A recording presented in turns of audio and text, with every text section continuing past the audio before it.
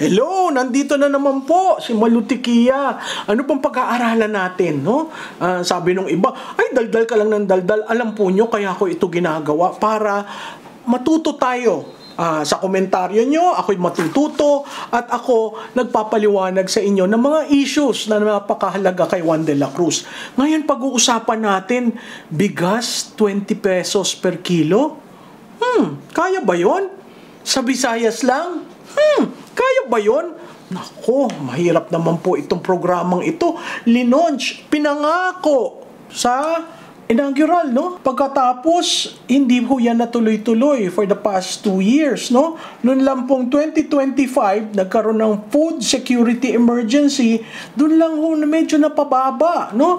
So, again, law of supply and demand, nag-create sila ng senaryo na may emergency para mapababa, okay? Napababa po 29 per kilo, no?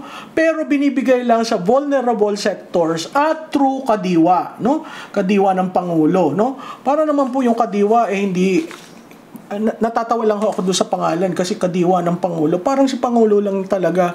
Yung kadiwang yun, taxpayers money at whole of government approach ka, di ba? So, having said that, nagkaroon po ng plano, pinag-aralan nila, noong April 23, kalagitnaan ng kampanya, in-announce nila, magbibigay kami ng 20 pesos per kilo.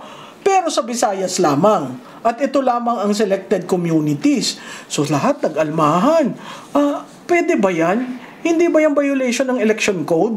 Diba? So sinabi ni COMELEC Chairman Garcia, for so long as it is a public project, a government project, itutuloy.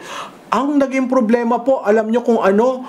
Kasi kalahati ng subsidy manggagaling sa local government. Wala naman silang exemption sa COMELEC.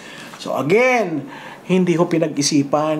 Ang complete stop work hindi nagawa. Kaya nag-announce, pero binawi. Natuloy lamang huyaan itong pagkatapos ng election, pero sa tingin ko hindi pa rin naro-roll out dun sa Visayas, no? Paano po nangyari na napababa nila? Unang-una may oversupply ng buffer stocks ng NFA. Traditionally ho, ang buffer stock ng NFA hanggang 300,000 tons. Sumobra po yan during that period, naging 358 tons. Ang retail price ng bigas during that period is 40 per kilo to 60 per kilo. Sa NCR po, 33 to 65 per kilo, no? Kaya yung self-rated hunger, napaka-controversial na tool kasi lahat po tayo kumakain ng bigas, no? ng kanin. Ang Filipino diet, heavy on rice. So napakahirap ho na majority of your minimum wage. Ano ba minimum wage? Mga 600, 650? Abay, gagastusin nyo para bumili ng kanin. Ang utilities mo, tubig, ilaw. Kaya ngayon uso sa palengke yung tingi-tingi, no? Tinging paminta, tinging asin, tinging lahat. Tapos meron kang ilang guhit ng manok, ilang guhit ng baboy para lang masangkot siya at maihalo sa ulam, no? So this is the kind of economy we have, tingi system. So sabi nila, hindi, kaya natin kasi bumabagsak na ang global price ng bigas. Di ba po, lahat tayo import ng import. Meron pang tarification ang sabi, pag nagkaroon ng tarification, bababa ang bigas, ang presyo ng bigas. Hindi naman po totoong nangyari. Pero bumababa ang global price. So dahil dun sa pagbaba ng global price, sabi nila, ng DA, we can bridge the gap. Ano po yung gap? Ang presyo na pagbibili ay 32.33.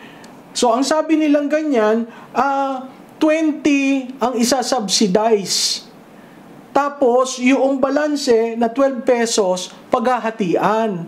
650 galing sa local, 650 galing sa national. Yung 20 galing sa NFA yon. So, kaya ang sabi ng karamihan, hindi naman pala proyekto ng national yan dahil kailangan rin ng subsidy ng local. So, ang local ba ay willing? Yan ang malaking problema dahil hindi naman nila na pag-aralan. At kung ang distribution ay dun sa komunidad na mahihirap, sabihin mo na 6 class municipalities, sa tingin nyo ang local kakayanin? Ang total budget po niyang subsidy ay 3.5 billion to 4.5 billion pesos. Malaki ho yun. Kaya ang nagiging problema ngayon, paano natin gagawin ito? Paano natin ibababa? Kasi pangako ng presidente, alam nyo ho, sabihin mo na, ay, pasensya na doon sa pangako, hindi kakayanin. Kasi kung kailangan ng local, di ba?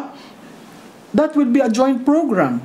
So, ano po ba ang nangyayari sa ating agrikultura? No, sinabi nila, ang 1 hectare of rice farmed, ang farmer earns a return of 82,847 pesos. Ang incurred cost for producing ay 55,814.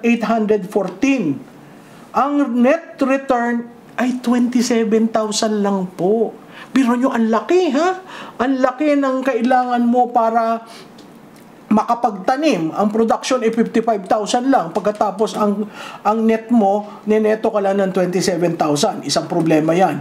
Pangalawang problema, apart from the cost, is the high portion of the cost that relates to labor and power. Di ba po tayo ang pinaka-expensive in terms of electricity sa ASEAN at saka sa mundo. Parang pangatlo yata tayo pinaka-expensive. Yung pong cost ng labor and power, 41% of the total.